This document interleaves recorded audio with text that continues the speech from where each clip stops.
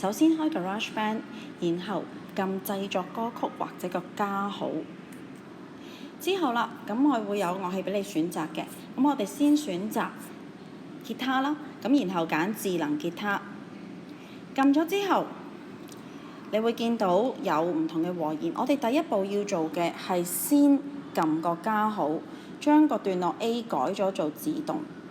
如果唔係咧，佢錄完8小節，佢會翻轉頭由頭錄，就會冚咗你之前錄嘅嘢啦。好，咁我哋咧喺度做錄音嘅時候咧，要留意啦。如果你創作嘅和弦唔係呢一度預計嘅和弦咧，即係佢預設俾你嘅咧，你需要撳個板手或者我呢個齒輪啦，然後揀編輯和弦，將你嘅和弦編輯到啱。咁我做呢個示範咧，就用喜歡你嗰4個和弦啫，即係 C、A minor、F 同埋 G， 我淨係用呢4個和弦啫。咁我哋咧就可以即刻開始。咁我哋撳紅色嗰個掣咧，錄音啦，2、3、4。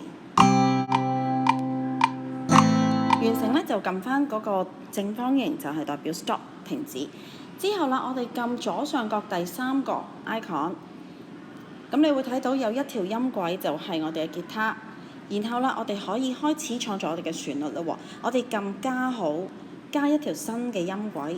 咁你可以加一啲好基礎嘅嘢，例如個鍵盤啦。咁我哋就睇到入嚟會變咗智能鍵盤嘅喎。咁我哋咧要撳翻紅色喺右邊嘅掣，令到佢變成一個鍵盤。跟住啦，我哋可以咧開始咯喎，2、3、4。咁呢個咧就老師即興嘅旋律啦。咁你可以有其他嘅創作。你話咦，其實我唔係好識做呢啲創作喎，我唔識彈琴，我可唔可以有其他嘅創作啊？當然可以啦。我哋一樣撳翻左上角第3個符號。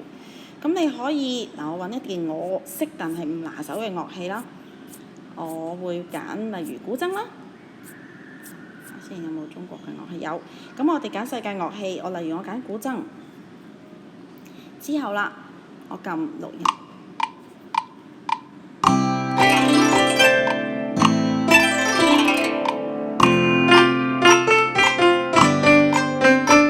咁我聽到咦兩條旋律有啲撞嘅喎，咁點算啊？我翻出嚟先，我聽下究竟邊條配合個原聲多啲。咁我先咧將我嘅大鋼琴令佢收聲先。好啦，我聽下啦。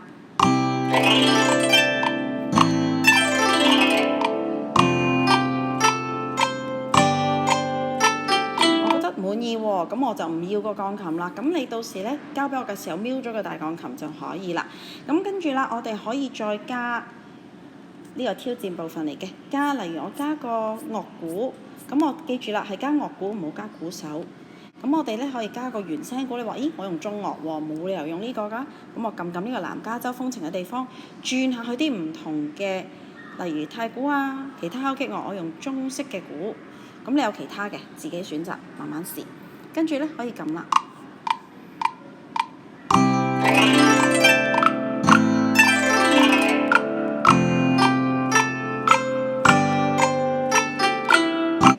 除咗呢個之外，我可以再加其他嘢喎，例如我試下。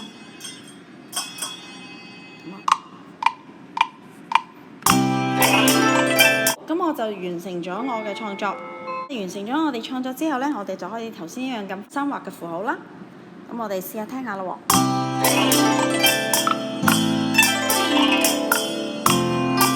咁我好滿意啦，咁我就可以呢。撳左上角，你哋嘅 iPad 應該係寫住我的歌曲嘅。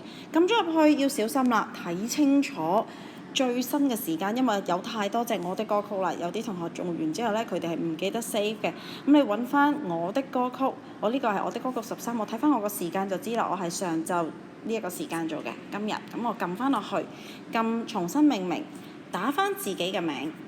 咁我當我係3X 班啦，跟住係00號啦。打翻我名嘅 initial 又好，全名又好，冇所謂嘅。跟住最後請你打翻 OP1，咁我就知道係你嘅作品啦。